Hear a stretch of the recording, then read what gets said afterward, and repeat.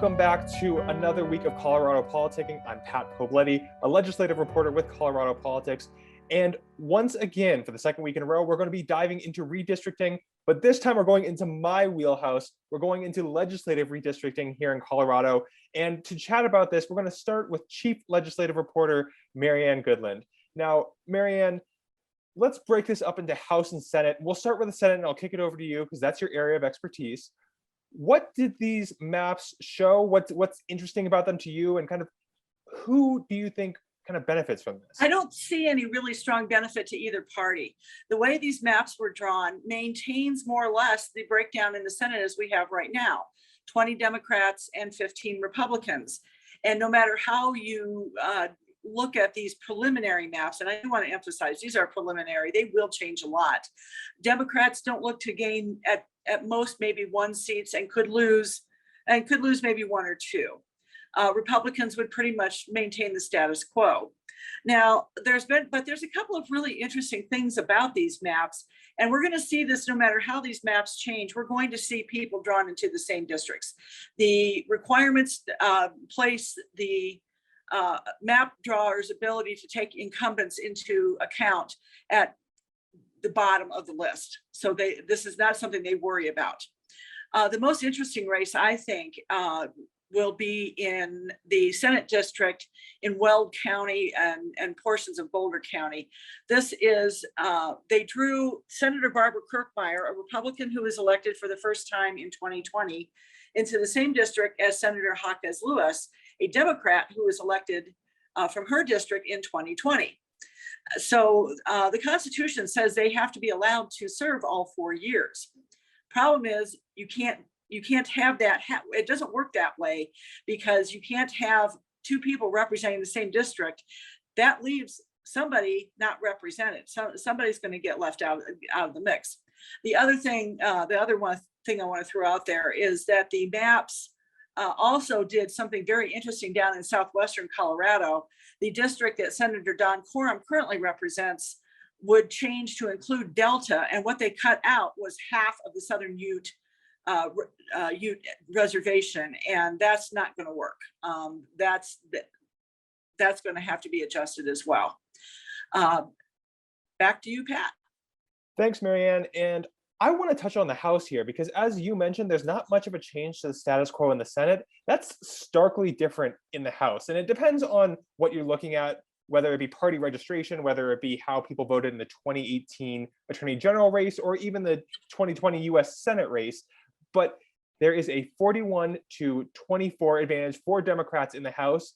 Depending on which results you use and how you look at it, these preliminary drafts of these maps, and again, stressing that these are preliminary, would lead to somewhere between 31 and 35 solid seats for Democrats and anywhere between 25 and 31 solid seats for Republicans. Now, that's a huge pickup just based on the way these preliminary maps are drawn. Now, like you said as well, in terms of incumbents being drawn into the same districts, we're seeing that in the House as well, but to a kind of a grander scale, simply because there's more lawmakers. Now, there are about a dozen sets of House lawmakers that have been drawn into the same districts, and I want to highlight at least a couple for you that I think are really interesting, because there are some really powerful lawmakers that might be ending up running against each other in primaries come the next election cycle. Now, the one I want to look at first is on the Democratic side, and that is Joint Budget Committee Vice Chair Julie McCluskey, who's of Dillon. That's a very powerful position to be the vice chair of the Budget Writing Committee. And she's now in the same district as Representative Dylan Roberts, who is, again, one of these very, very powerful lawmakers in the House. Remember, he was one of the prime sponsors and really pushing through the Colorado option legislation, which I think many consider to be this session's signature piece of legislation. They're now in the same district. And the thing that's interesting about that, beyond the power dynamic, is Democrats simply don't have a lot of rural representation. And these are two of their kind of more prominent rural lawmakers. Now let's flip over to the other side of the aisle as well, and let's talk about the Republicans. I think a really interesting one where we see Republicans get drawn into the same district is out there on the Eastern Plains. We have Representative Rod Pelton and Representative Richard Holtorf. Now, Marianne, you spoke with Representative Holtorf. What did he tell you about getting drawn into the same district as Pelton? He had a kind of an odd response. His response was, we'll figure out a way to make this work and we'll both be able to keep our seats. And he's not wrong. I mean, because these maps are so preliminary, it's very likely that they're going to change. Will it change enough for them to maintain those two Eastern Plains districts? Remains to be seen, and that will be up to the work of the redistricting commission that handles the legislative maps. Well, Marianne, thank you very much for joining us from the road there. I'm not going to give away your specific location, but we will see a story from the road from you coming very soon. Our readers can keep an eye out for that. And from there, let's turn to political correspondent Ernest Luning. Now, Ernest, you were working the phones with us, really helping to try and digest a lot of this information earlier in the week. What are your takeaways from this? I'll say, Pat, thanks. You know, one thing we can't stress enough is how preliminary these maps are, not just because the commissioners are going to be spending the next 2 months taking public input, meetings all around the state. More importantly, they're going to be getting the final population figures coming up in mid-August. Now, each of the House districts, for instance, has 88,000 residents under the current population total for Colorado. A few thousand residents here and there can really change 65 sets of lines all around the state. So that could have a big impact on where things finally land. But talking about any particular district or the Democrats or Republicans' chances of holding various seats around the state right now is premature at this point. But the map's overall composition can tell us a whole lot about where Colorado is politically and where the state might be headed in the next decade, which parties have the advantage. Let's take a quick look at the House map, because the Senate map has some complications that aren't going to be resolved anytime soon, like the question that Marianne raised about the incumbents, who were two of them elected in the last election, drawn into the same district. No one knows what's going to happen with that. Senate map could turn out significantly different than it is now. Let's say the House map, though, it's a starting point.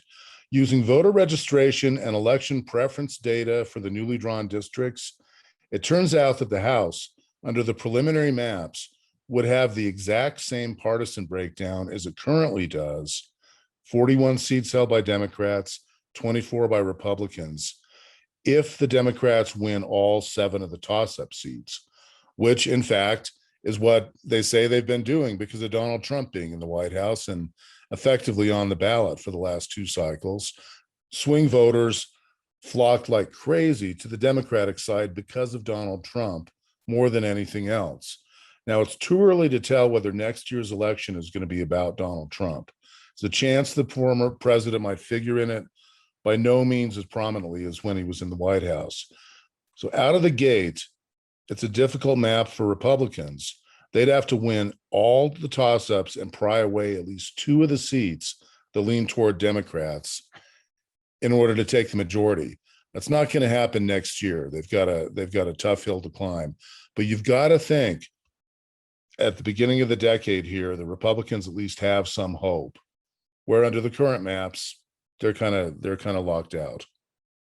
And if I could ask you one more question, Ernest, and this is something that I've been kind of pinging around with some of my sources on the Capitol as well. What represents success for House Republicans? Obviously, they're at a giant disadvantage right now, and you talked about them regaining control. Is that, I mean, that's obviously success, but let's say they pick up 2 or 3 seats in the House. Is that success?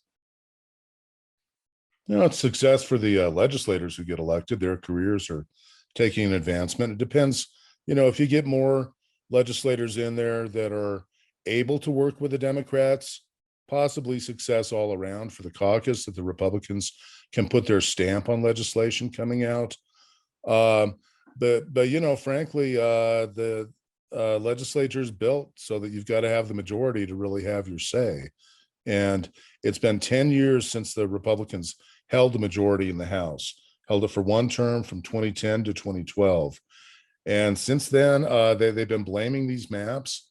You know, it turns out under other maps drawn by a completely different set of draftsmen, you know, they would wind up with a very similar result. So, you know, it could be that the House is going to be out of reach for Republicans for some time, and they're going to have to figure out how to work with Democrats rather than just, creating issues so that they think they can win in the next election. Well, thank you very much for that cutting political analysis, Ernest, and thank you to Marianne for joining us from that undisclosed location in Southern Colorado while on the road. I'm Pat Poblete. Thank you so much for taking the time to join us this week, and we look forward to seeing you again next week.